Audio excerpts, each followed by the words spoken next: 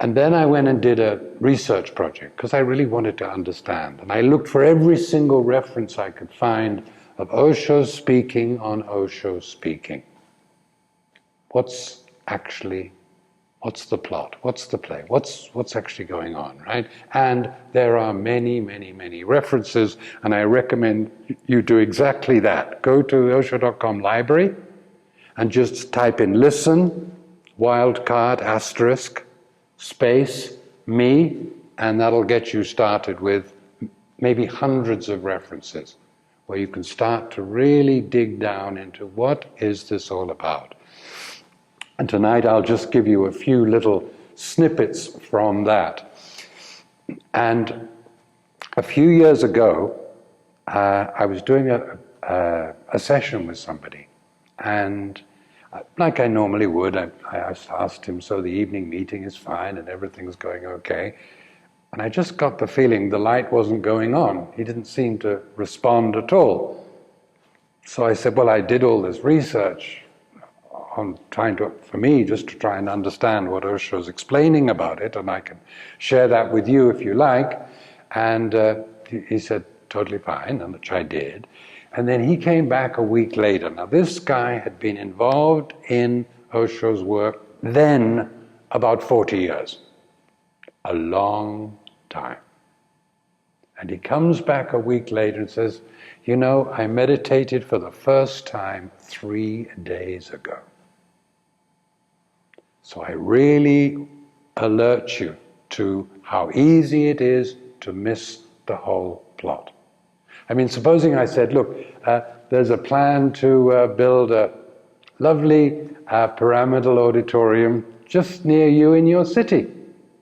So you could go any night you liked, just round the corner. Amazing, right? And then you might say, yeah, but what about all the people who live close to this auditorium? I mean, you go down North Main Road, think how many people you're going to meet. Osho. Only meditation, right? And they don't make it. Few do, but not many. Out of all those people, hardly any of them make it. Why? I mean, not because it's a little cheaper than a couple of seats for a Hindi movie. And not because they're stupid, but because it's very easy to misunderstand. Everything around Osho is easy to understand and easy to misunderstand. And with our track record, guess what? So it's really important to just give yourself the opportunity of understanding how this works. And because it's quite subtle, as you'll see. So let's now just look at the actual part of the process called the art of listening. Okay, just look at that as how that unfolds. So, let's say you arrive, you go to the welcome morning, someone will introduce you to the evening meeting and they'll explain exactly Osho's words. So you just listen like you're listening to the wind, sound of the wind through the trees. Or you listen like you listen to the sound of running water. Or you listen like you're listening to music. What the hell does that mean? Okay, so I guess, okay, so then you go to the evening meeting and there you are, kind of sitting there, like wondering how on earth I'm going to listen like I'm listening to wind through the trees, whatever that means, but anyway, let's give it a try. And there you are, sitting there, and Osho suddenly kind of pisses all over your favorite sacred cow. Suddenly, Mahatma Gandhi is a really mediocre politician, just using religion to gather numbers.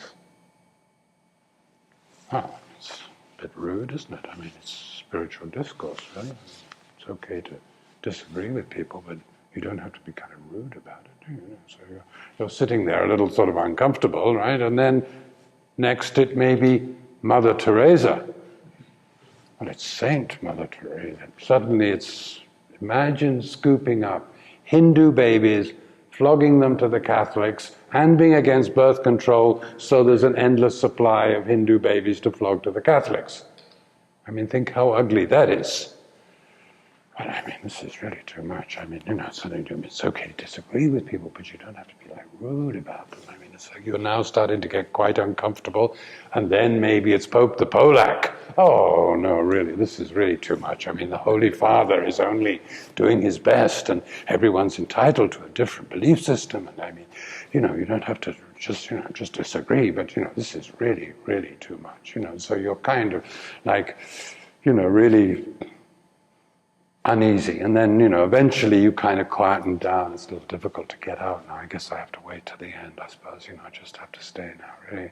And you kind of settle down, and now Osho is up the road somewhere, and here you've been doing your busy. What about Pope the Polak? And Osho explains very precisely that I have no interest in persuading you of anything. It's not about whether you agree or disagree with what I'm saying. It's not about whether you like or dislike what I'm saying. I have no interest in convincing you.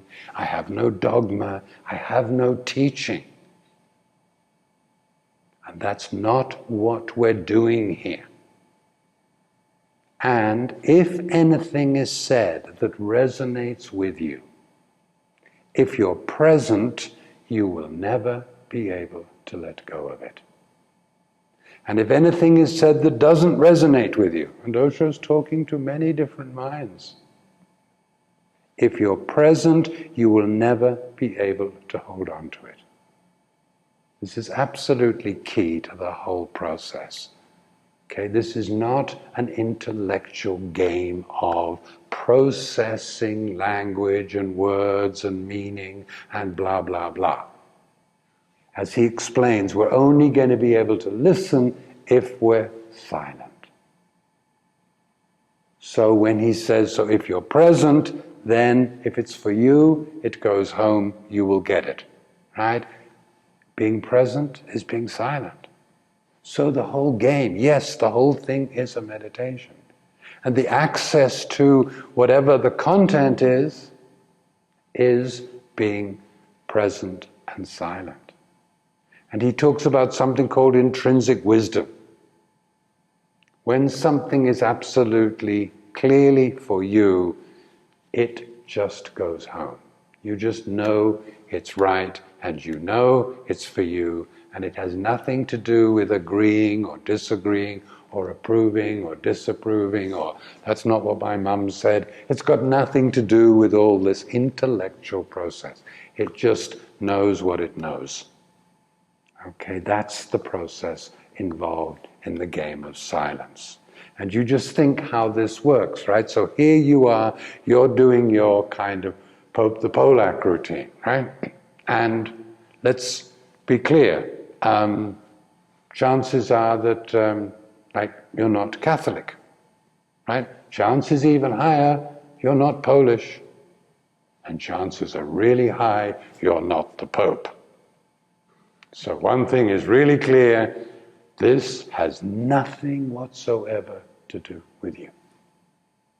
And here you are running through your intellectually programmed tape recording about how it's not appropriate to be making comments about other people's beliefs, the whole routine, and meanwhile you finally settle down. Osho's up the road somewhere, and maybe right in the middle there, he would say something like, no, fear's not your enemy. Fear is your friend. Because it's only through fear you discover courage. Why didn't someone tell me that when I was really tiny? Amazing. But unfortunately, you were so busy taking care of Pope the Polak that you missed it. See the point? Right? It's not to do with anybody else. It's not to do with agreeing, disagreeing. It's not to do with any intellectual concepts at all. It's simply a matter of being present. That's the whole game. So underneath this, what's really the process here? If this game called the art of listening, it's a very old proposal.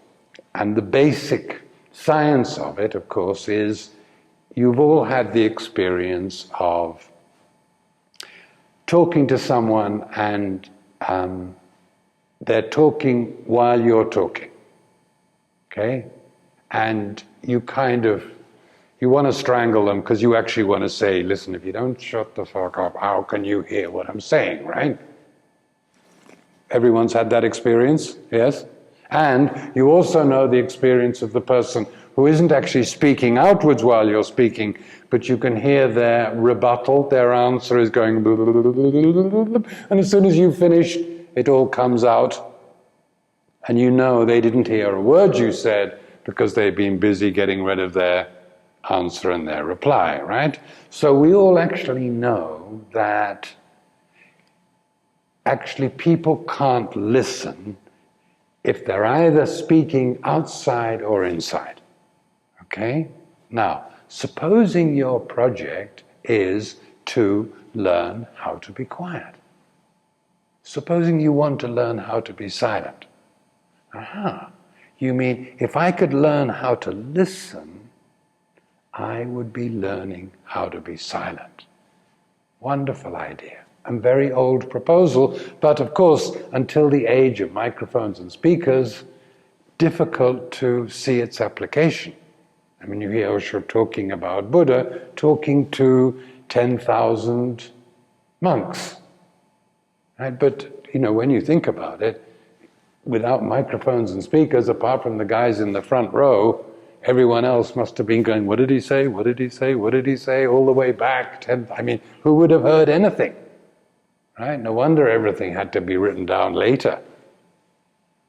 So a very, very different situation, right? But now you're sitting in the hall. Wherever you're sitting, the sound reaches you. Now, one of the most difficult things about meditation is doing nothing. I mean, we are a generation of people, you want something done, we're your guy, right? Doing nothing, like, wasn't on my school curriculum, doing nothing? What is that, doing nothing? No idea what it means, really. And that's the key to meditation, being totally passive and yet totally present. That's a kind of strange combination, actually. And when you think about it, you can't blink your ears even if you want to. You can't blink your ears, right? So wherever you are in the hall, the sound reaches you. You don't have to do anything in order to participate in the process of listening, which requires you to simply do nothing but be present. So it's a pretty subtle, neat doorway to the whole game of meditation. Okay? So that's how this is beginning to get the hang of how this works. And just so you know, it's got, one of the things Osho says is, I'm not trying to, the words are not the message. The message is not the words, right? Actually, the words are just containers for the message. Or he'll say, the message is in the space between the words. Anything to confuse our programmed idea that if someone is speaking, this is what I've been trained since this age to do. Compare, contrast, agree, disagree, approve, disapprove, blah, blah, blah, blah. Exactly what we've been trained to do. And now the challenge here is, can I unlearn this habit of how I respond to language in an intellectual way, and could I actually move from mind to no mind and discover how to respond? Yes, it is language, but it's more respond like it's a sound. Like music, now you understand, like the wind through the trees. Okay? So that's the subtlety of this business, right? And how many of you are Italian? Nobody? Okay, good. So, and how many of you are first language English? Anybody first language English? Okay, so the way to look on this is not, this is the BBC, or this is like a wonderful professorial talk in English. The way to look on it is as if it's Italian opera. Imagine you are sitting there and enjoy every moment of 2 hours of an Italian opera and you don't understand one word. Perfect. It's not about language, it's not about meaning, it's not about clever ideas. This is not a professor giving a lecture, this is not Guruji and coming out with all those lovely words of wisdom that you want to kind of put in your pocket and impress the neighbors at the weekend. It's nothing like that at all. It's a very, very different process, and one that takes a little getting used to, and you have to, like every game, you have to start playing and get the hang of it. So some other things that Osho actually says specifically about Osho speaking, right? So interestingly, he says, my purpose is totally unique. I'm only trying to give you a space for meditation. He says no one has ever used speaking like this before.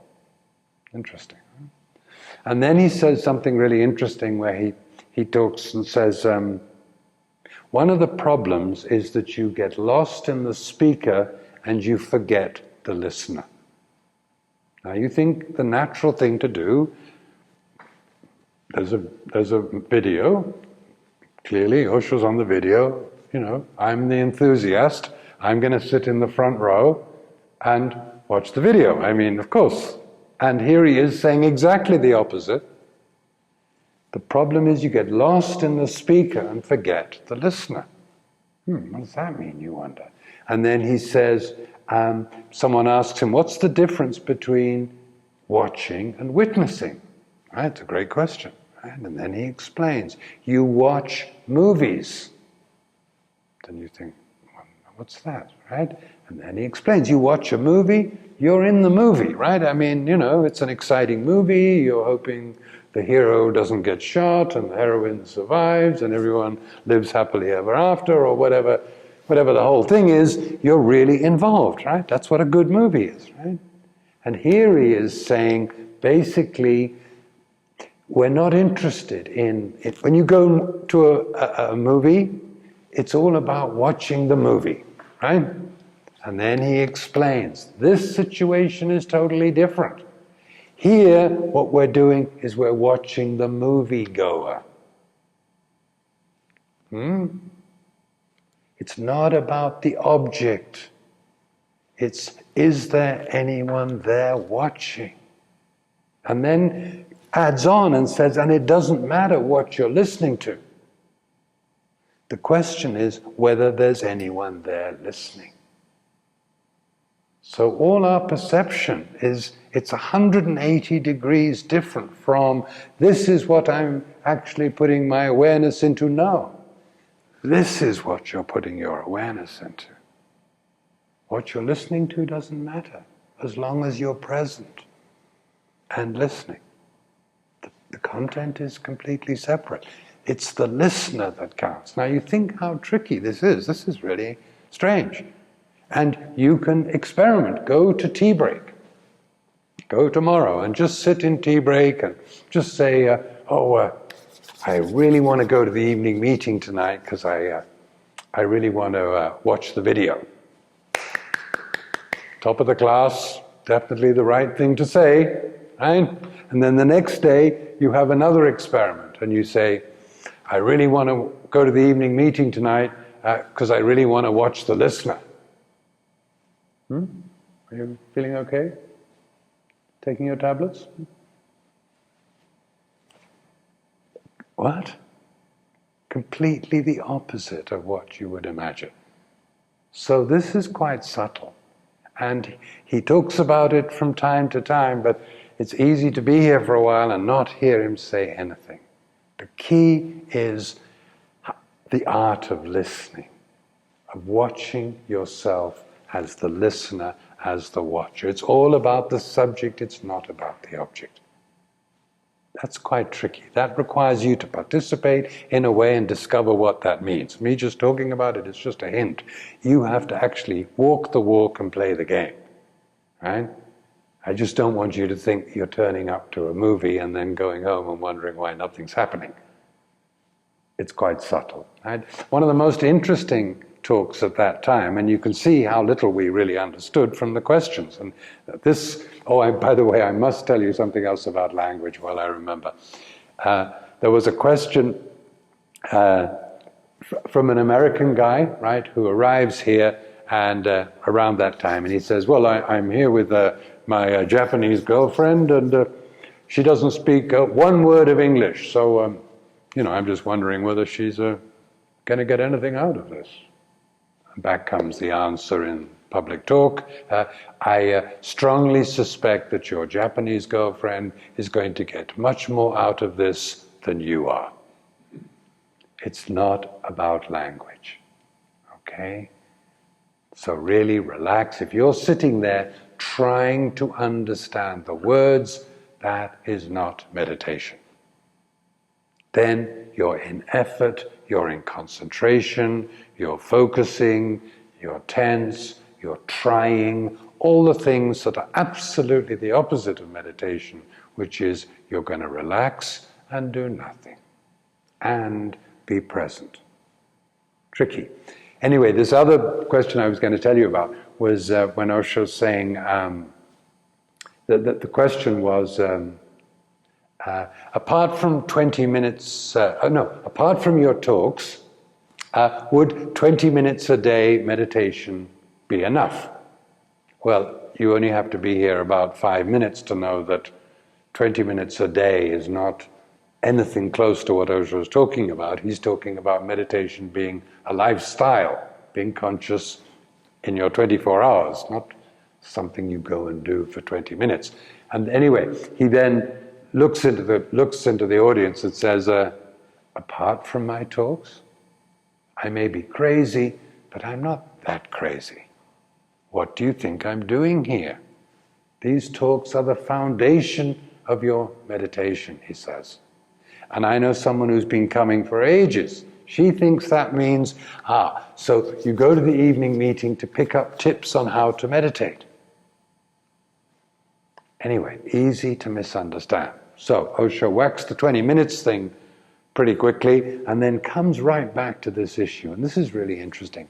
He's talking about how traditional Zen, not Osho Zen, but traditional Zen, how that's 14 centuries. And as he explains, one of the most, what's the word he used? One of the most intense, I think is the word, but it's good to get the word right. Valuable efforts of meditation ever. 14 centuries. Right? And then he says, but in spite of all that effort, so many Zen masters, so much, and actually there's nothing to show for it. Right? I mean, I can joke, we can joke, a cup of tea, a bow and arrow and a bunch of flowers, and what is that? It's really, it's what? And then he says, I looked as deeply as possible into what was the basic mistake. And the basic mistake I discovered, he says, is that they're saying to you the right way, but they're saying to you the right thing, but they're saying it to you in the wrong way. So you wonder, what does that mean? And then he explains, they're saying to you, you relax, you be silent, and you make no effort. But then Osho explains, now you're in a catch-22. Now you're in a dilemma. Because if you don't make an effort, you can't be silent. And if you do make an effort, you're wrong. And that, he says, is why I'm speaking. Because neither I'm making any effort, nor you are making any effort. An opportunity to experience silence with no effort. So when you look at that, you see what he's really saying. Now you understand why he's saying, this is a revolution in consciousness. I'm totally discontinuous with everything that has gone before. So what he's really saying is that all this silent sitting and zazen and vipassana has a built-in contradiction to it, which makes it really difficult for it to work. If you don't make an effort, you can't be silent, and if you do make an effort, you're wrong. It's not meditation, right? Tricky, okay? And then he sometimes says, and people say to start with Vipassana, that I say end with Vipassana. And his version of Vipassana is very, very different. It's about just being conscious, alert, aware, and witnessing. Okay? So he's really changing the whole game. And then he goes on to explain, I need you to be present for each word I'm speaking. I need you to be present for each sound. And then explains that then every now and again, when I unexpectedly stop and there's a gap, you are present, alert, waiting, and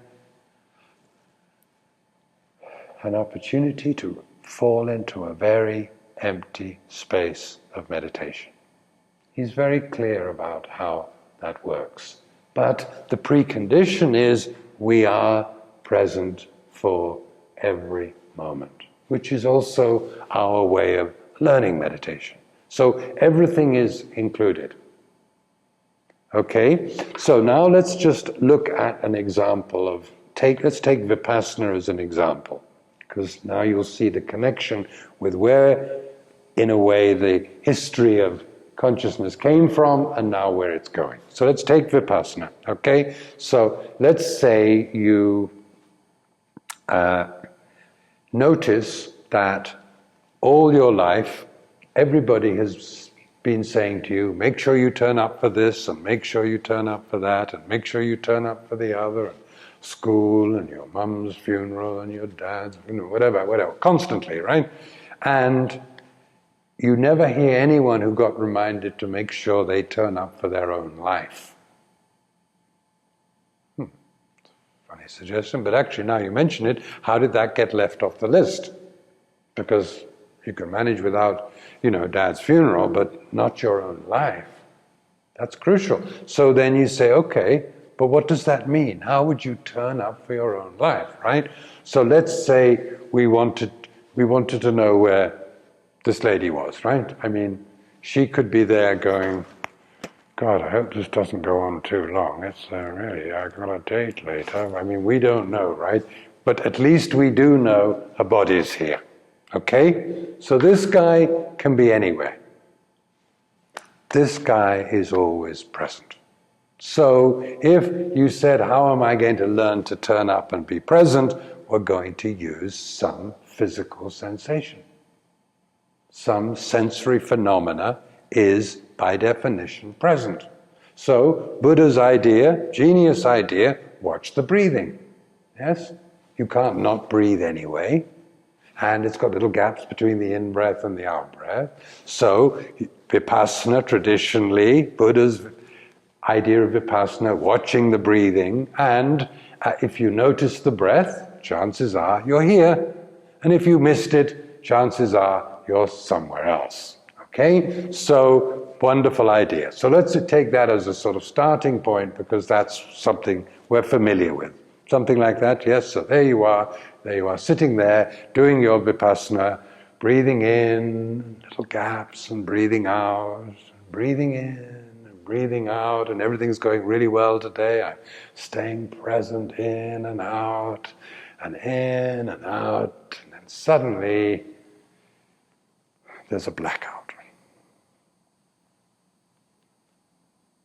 And then the next thing you know is you're going, well, actually, if I actually get up early, I could pack my suitcase, I could kind of empty my room, put my suitcase in Fred's room, right? I could go take the bus, get across town, take a cab maybe, or get to the bank, get the money from the bank, give the money to Bill, get back to the hotel, pick up my suitcase, and get on I think I probably get to the airport on time. I think that could probably work, yeah.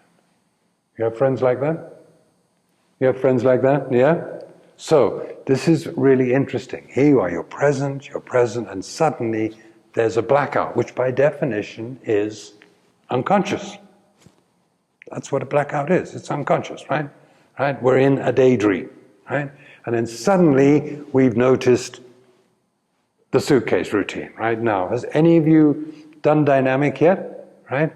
So let's just say there you are, it's 6:25 in the morning, and you're jumping up and down with your hands high in the air, landing on the flats of your feet, going hoo, hoo, hoo, in your long maroon cocktail dress, going, Jesus Christ, what am I doing? I'm meant to be on holiday in India. Is this a dream? You might be saying to yourself, right? Now, what's really interesting is how readily we will question whether reality is a dream. It's common. What we don't do is question whether a dream is reality. And if we did, we would wake up. So what that means is, conversely, the moment we notice the suitcase conversation, it means we have woken up and we're back. So you're here, you're watching your breathing, whatever it is, there's a blackout, you notice something means you have come back, you're awake, you're back. Okay? So don't now have a conversation about a conversation, just you're back, finish, right?